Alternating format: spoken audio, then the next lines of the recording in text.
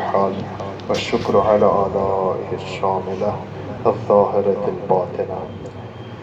أستغفر الله من كل ذنب وأتوب إليه. أستغفر الله من كل ذنب وأتوب إليه. أستغفر الله من كل ذنب وأتوب إليه.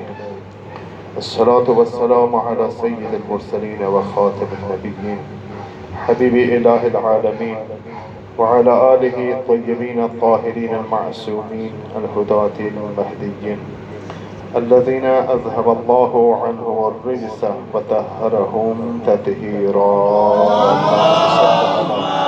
صل على محمد وآل محمد. ولعنة الدائمة على أعدائهم ومنكري فضائلهم وغاصبي حقوقهم أجمعين من الآن إلى قيام يوم الدين.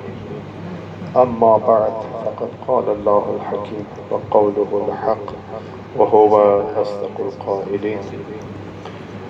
بسم الله الرحمن الرحيم.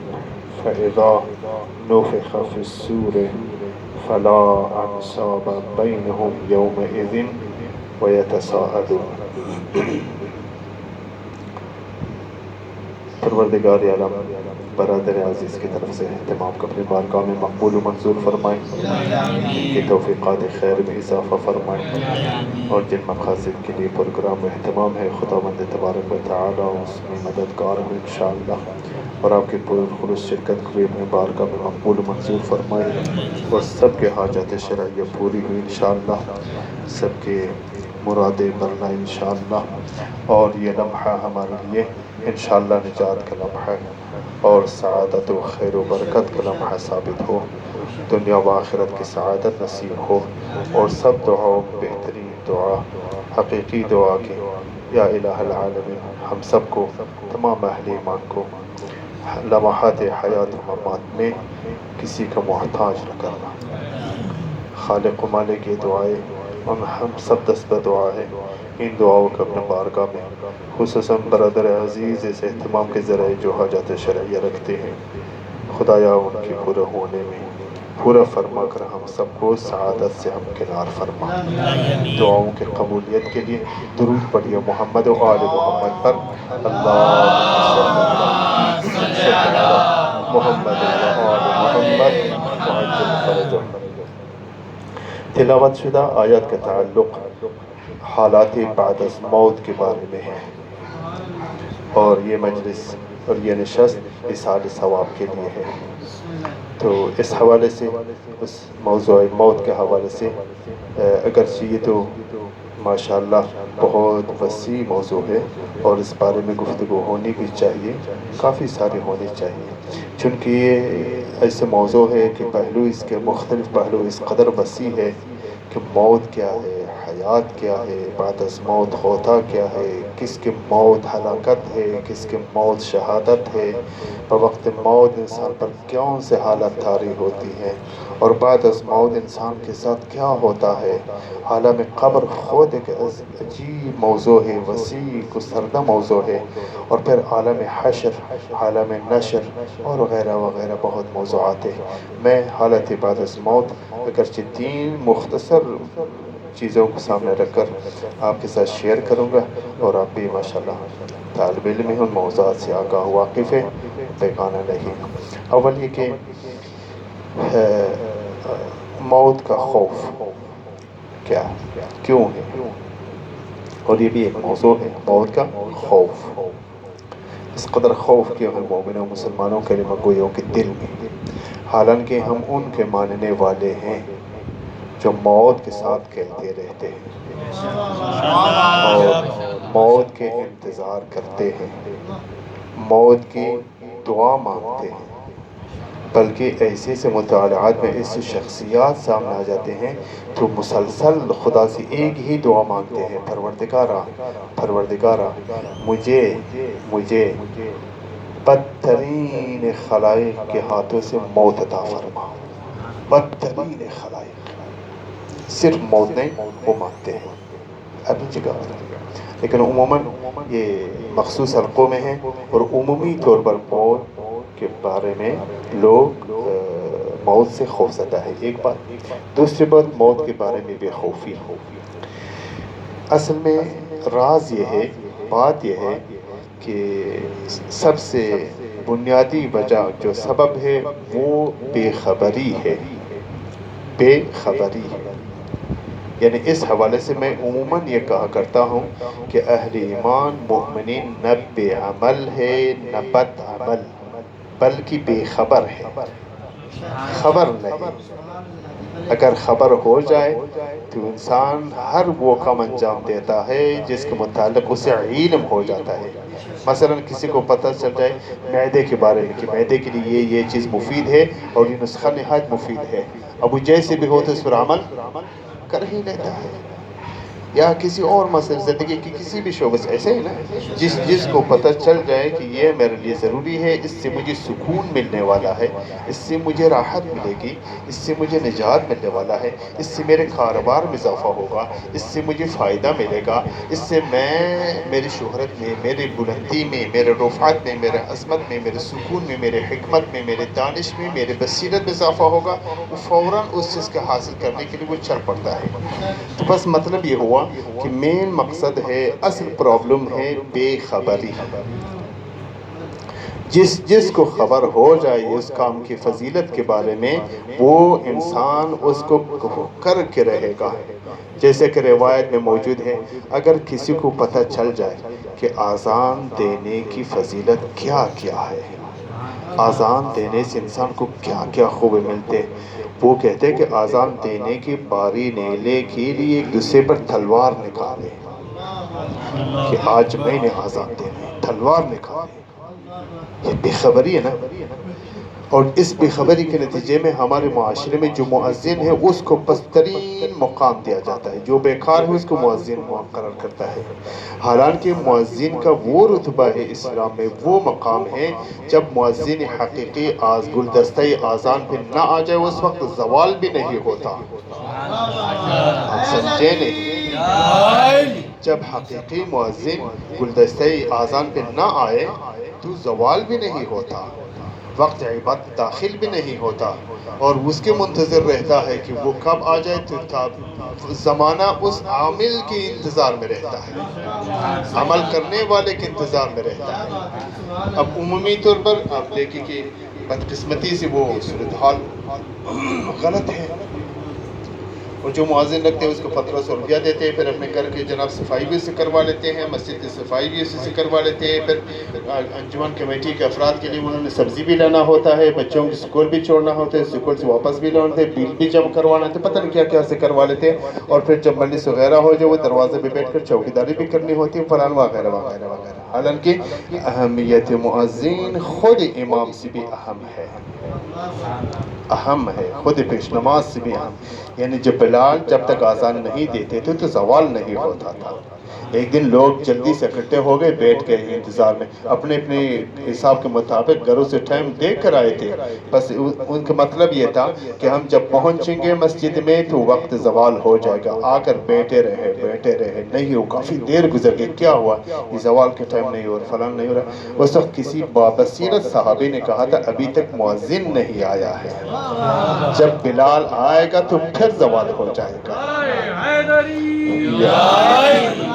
تو یہ محمد و آل محمد بآواز بلند صلوات۔ اللہم صلی علی محمد و آل محمد وعجل۔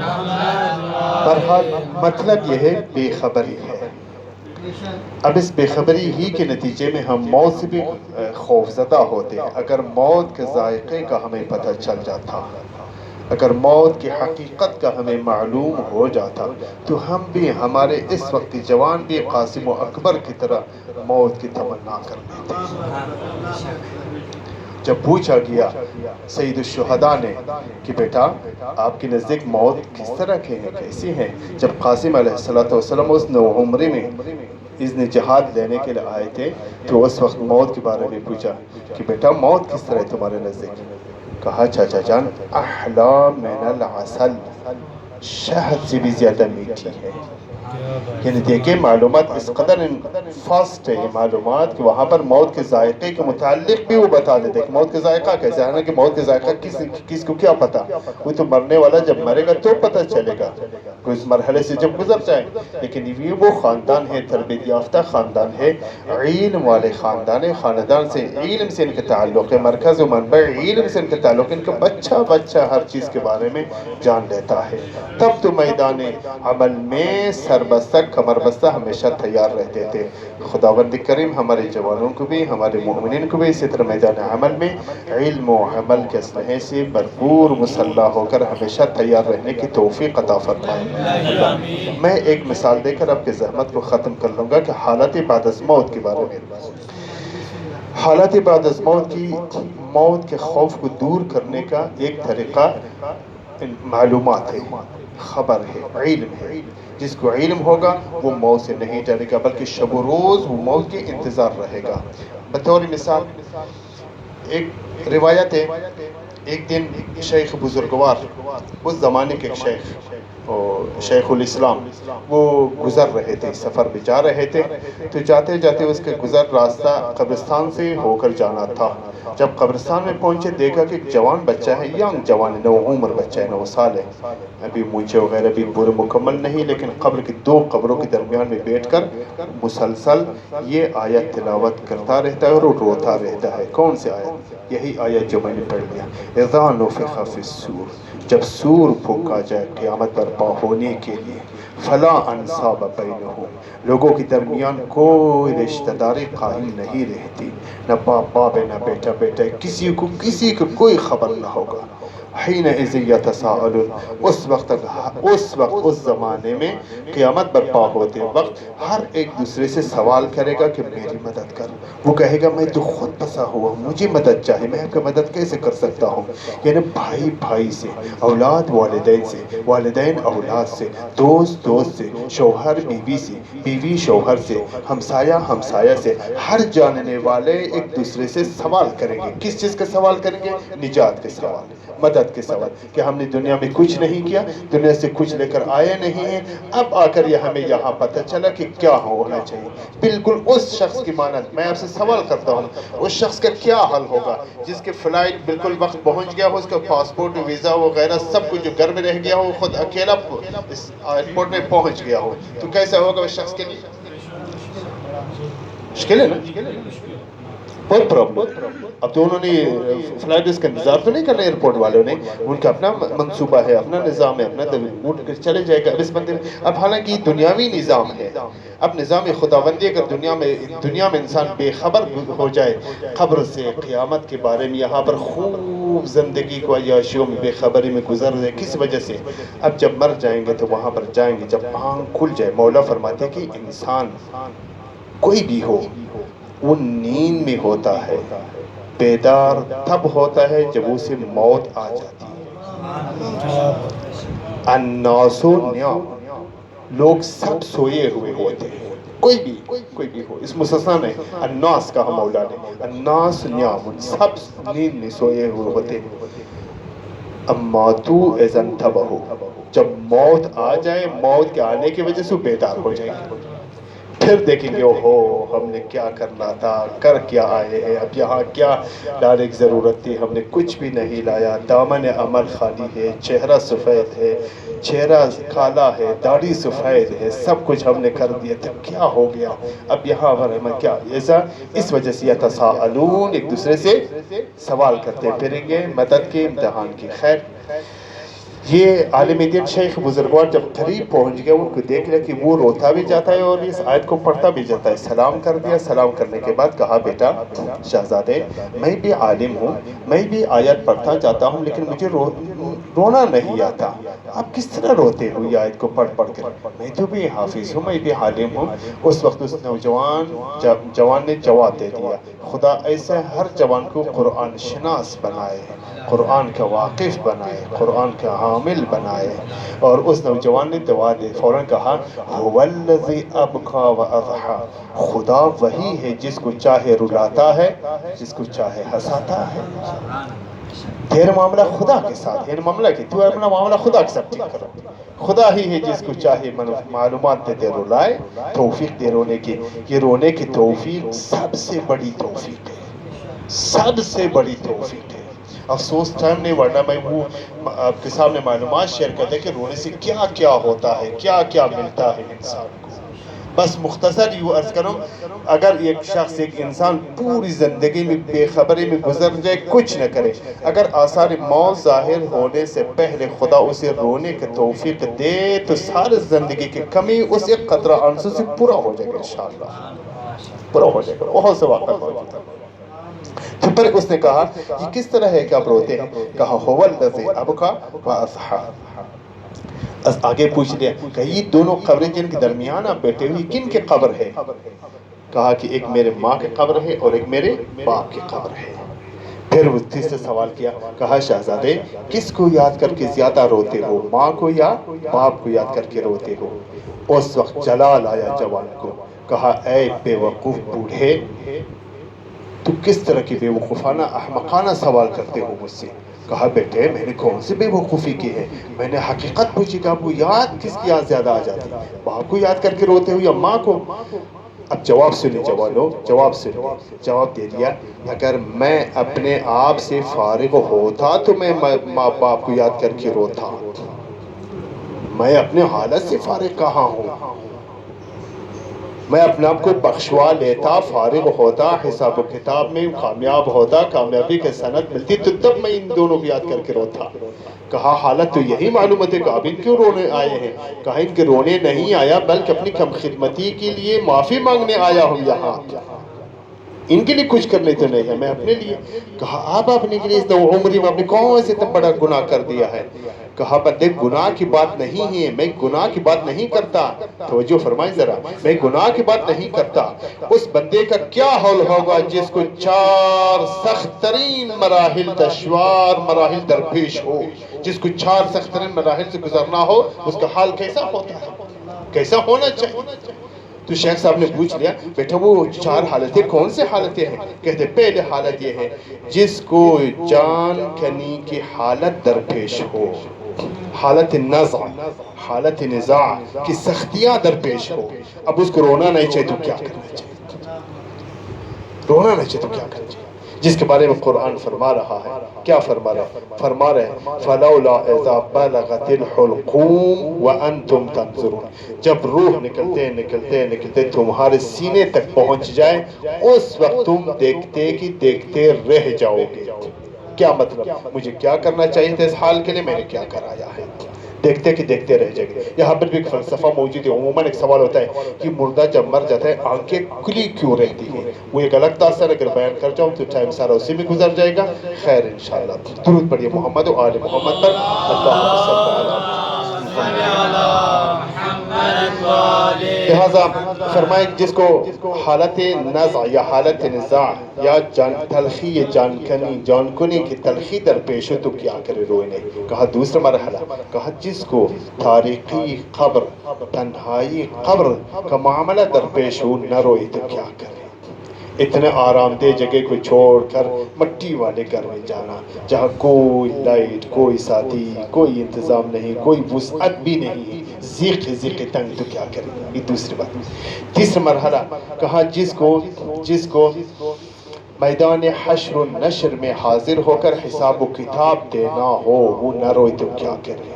یوم یقوم الناس لرب العالمین. یاد کرو اس دن کو جس دن سب کو اکٹھا ہونا ہے. کہاں؟ میدان حشر. کس کے لیے؟ حساب و کتاب دینے کے. کون سا حساب و کتاب؟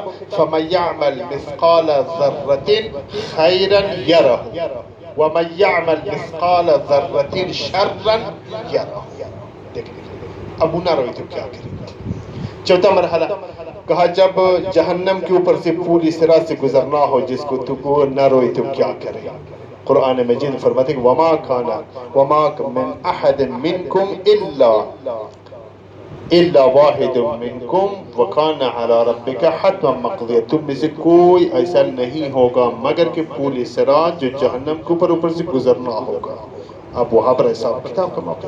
یہ 4 مراحل درپیش ہو کیا کرم. شیخ سر پر دے مارا کہا یہ تو عالم ربوبیت سے، یہ احوال قیامت سے یہ بچہ باخبر ہے. آگے بڑھ کر کہا بیٹے آپ کی زاہد ہے، عابد ہے، آؤ میں تمہیں علم سکھاؤں تاکہ تمہاری اس تقوی کو اور بھی تقویت مل جائے. پھر اس نوجوان نے کہا میں نے علم حاصل کر لیا ہے 4 باتوں کی شکل میں، اب مجھے کسی سے علم لینے کی ضرورت نہیں ہے. کہا کس طرح تو نے حاصل کیا؟ کہا میں نے پہلے بات یہ سمجھا ہے، علم کا نتیجہ بھی یہی ہے کہ میں نے تمام واجبات الہیہ بجا لاؤں گا. کیوں؟ تاکہ اس کے رضا حاصل کروں، واجب ترک نہیں کروں گا. اور میں نے دوسری بات یہ کہ میں نے تمام منہیات و منکرات و محرمات الہیہ سے دور رہوں گا. کیوں؟ تاکہ اس کے غضب مجھ پر نازل نہ ہو جائے، عذاب نازل نہ ہو. تیسری بات یہ ہے کہ میں نے اپنے تن بدن ہوا گوش اس کی اطاعت کے لیے آمادہ کر رکھا ہے کہ ہمیشہ اس کی اطاعت ہی میں رہوں گا. کیوں؟ اس لیے تاکہ کیونکہ وہ اس کے لائق ہے کہ اس کی اطاعت و عبادت کی جائے. اور نمبر 4 یہ ہے کہ میں نے تہیہ کیا ہوا ہے کہ ہمیشہ اپنی پوری زندگی میں ایک لمحہ بھی اس کی یاد کے بغیر نہیں گزاروں گا. ہمیشہ اس کی یاد میں رہوں گا، اطاعت عبادت میں مصروف رہوں گا. کیوں؟ تاکہ جب موت آ جائے اس کی محبت کے حالت میں مجھے موت آ جائے، میں محب خدا ہو کر دنیا سے جاؤں. جب یہ 4 حالت بتا دیے پھر بھی شیخ کو حیرانگی ہوئی کہ اتنا علم حاصل کرنے کے بعد ہوائی ہو مجھ پر، افسوس ہو مجھ پر نہ تو یہ بچہ تو ربوبیت سے بھی واقف ہے. پھر کہا اچھا ایسا کرو بیٹے، آؤ میں تمہیں فرزندی میں لے لوں گا تاکہ مجھے کچھ نہ کچھ آپ سے فائدہ، اب پہلے تک خیال تک میں تمہیں فائدہ پہنچاؤں. آؤ مجھے تمہیں فرزندی میں لے لوں گا تاکہ آپ کی وجہ سے مجھے کچھ نہ کچھ فائدہ مل جائے. تو پھر وہاں پر میں کہا ہاں یہ آپ کے بات ٹھیک ہے، لیکن میں اس کی صحبت میں رہوں گا جو 4 کام میرے لیے انجام دے. 4 کام میرے لیے انجام دے. نمبر 1 میں اس کی صحبت میں رہوں گا جو خود نہ کھائے صرف مجھے کھلائے. میں اس کی صحبت اختیار کروں گا جو خود نہ پہنے صرف مجھے پہنائے. میں اس کی صحبت اختیار کروں گا جب میں بیمار پڑ جاؤں مجھے شفا دے دے، صحت دے دے. میں اس کی صحبت میں رہوں گا جب میں مر جاؤں مجھ پر رحم کرے، رحم کی طرح. حیران رہ گئے شیخ. کہا بیٹا یہ 4 باتیں تو شرط رکھی، یہ 4 باتیں کوئی بندہ کسی بندے کے انجام دے ہی نہیں سکتا، یہ تو کام خدا ہے.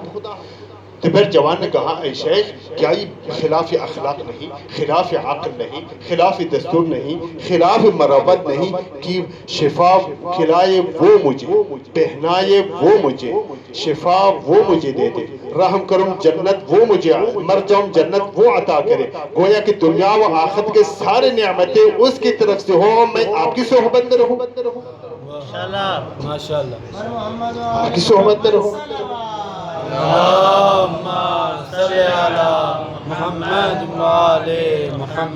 شیخ یہ کہہ کر کہا کہ آپ کو خواب میں لانا ممکن نہیں، اب ایسا کرو مجھے قبول کر لو. کہا میں فارغ ہوتا تو آپ کو قبول کرتا، آپ کو قبول کرنے سے بھی مجھے معذرت ہے، معذرت میرے طرف سے قبول کریں، مجھے میرا حال پہ چھوڑ دے تاکہ میں اپنے رب کو راضی رکھ سکوں، رب کی ناراضگی سے بچ جاؤں اور اپنے لیے وہ کچھ کر جاؤں جب میں مر جاؤں میرے مولا میرے سرانے پہ آئے. کم سے کم بسم اللہ نہ کہے اتنا کہ میرے ماننے والا آیا، مجھ سے محبت کرنے والا آیا. میرے خدا مجھ سے کہے کہ میرا بندہ آیا ہے، میرے مولا کہے مجھے ماننے والا آیا ہے. خدا ہمیں وہ حالت نصیب ہو. خوش قسمت ہے، ہم بہت خوش قسمت ہے کہ جب بھی جی بڑھتا ہے، جب بھی ہمیں ایسے حالت تاری ہوتی ہے، ہم فوراً مجلس منعقد کر کے اپنے تمام دل کے بڑھاس نکال دیتے ہیں. ہائے افسوس، ہائے افسوس خاندان رسالت کو ایسے کرنے بھی نہیں دیا، رونے بھی نہیں دیا، آہ بھرنے بھی نہیں دیا، بابا بابا کرنے بھی نہیں دیا، بابا بابا کرنے بھی نہیں دیا. جب بھی وہ بات کرتے تھے، حرکت کرتے تھے، ان پر ظلم ہو رہا تھا اور ان پر بے تحاشا ظلم ہو رہا تھا. خیر تو بڑے ہیں لیکن چھوٹوں کے حال دیکھیں، چھوٹوں کے حال، چھوٹوں پر بھی رحم نہیں. نہیں کیا. بہت عجیب اپنے ذہنوں کو لے چلے. ایک دفعہ بازار دربار کوفہ میں ہوا یوں کہ جب دربار کوفہ میں لایا گیا خاندان سید الشہداء کو اور سرائے اہل بیت علیہم السلام کو جب لایا گیا، وہاں پر ایک چند کم عمر بچی بھی ساتھ تھی. اور جب ملعون کی نظر پڑی اس بچی پہ، پوچھ لیا شمر سے یہ بچی کون ہے؟ کہا شمر آگے بڑھ کر کہا یہ وہ بچی ہے جو حسین سے بے پناہ محبت کرتی تھی، اور حسین بھی اس بچی سے بے تحاشا محبت کرتے تھے. حالت یہ تھی کہ جب تک سینے بھی یہ بچی نہ آتی حسین کو ٹھیک نہ آتی. یہ وہ بچی. جب ملعون کو معلوم ہو گیا اچھا یہ وہ بچی ہے، ہاں آگے بڑھ کے آگے لاؤ اس کو. آگے لایا، پوچھ لیا، کہا بیٹی تیرا کیا نام ہے؟ بڑے دھیمی آواز میں کافی دیر سر نیچے رکھنے کے بعد آقا کہا کہ میرا نام سکینہ ہے، مجھے سکینہ کہہ کر پکارتے. اچھا سکینہ آپ ہیں؟ کہا ہاں سکینہ. بڑی دھیمی آواز سے. ملعون نے کہا سکینہ آپ ہمیشہ اس طرح دھیمی آواز سے بولتی ہیں، ہمیشہ آپ کی آواز پہنچتی نہیں، اونچی آواز سے بولو. سکینہ نے کہا میرے گلے کو اس قدر مضبوطی سے باندھا گیا ہے آواز بھی نکل نہیں سکتی.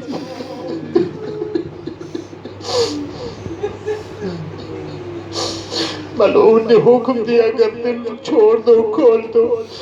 گردن کھولنے کے بعد آگے بڑھ کر پوچھ لیا، عجیب سوال کر دیا. سوال یہ کر دیا، کہا سکینہ آپ کے ہونٹ اتنا خشک کیوں ہے؟ ہونٹ کیوں خشک؟ چھوٹی بچی نے کہا کہ کافی عرصوں سے، کافی دنوں سے جی بھر کے پانی نہیں پیا.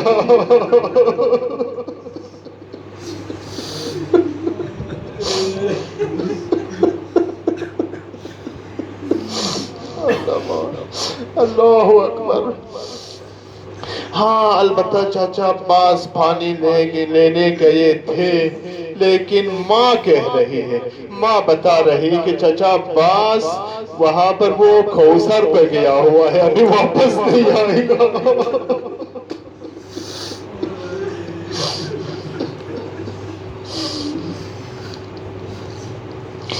پھر دوسرا سوال کیا، ایک اور سوال کیا، کہا یہ کان میں خون کیوں جمے ہوئے ہیں، کیوں خون آلود ہے؟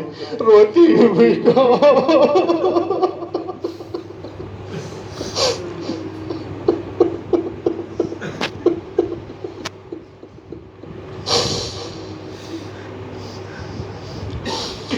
آگے سوال کرتی ہے، کہا سکینہ اگر آپ کے بابا اس وقت ہوتے تو تیرے لیے کیا کرتے؟ ہائے ہائے سنو گے جملہ، سنو گے جواب، کیا جواب مل گیا. روتی ہوئی سکینہ نے کہا زیادہ رو، اگر اس وقت میرے بابا پاس ہوتے مجھے گود میں لیتے، تازہ تازہ خرما کھلا لیتے.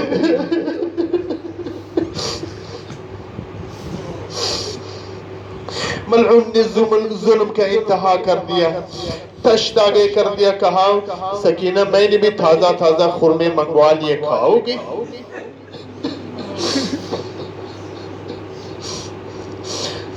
تشت آگے کر دیا. جو ہی آہستہ آہستہ چھوٹی بچی نے ہاتھ بڑھا دیا، کپڑا اتارنا چاہا.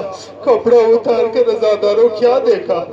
آپ کو تو معلوم ہے کیا خرما تھا اس میں؟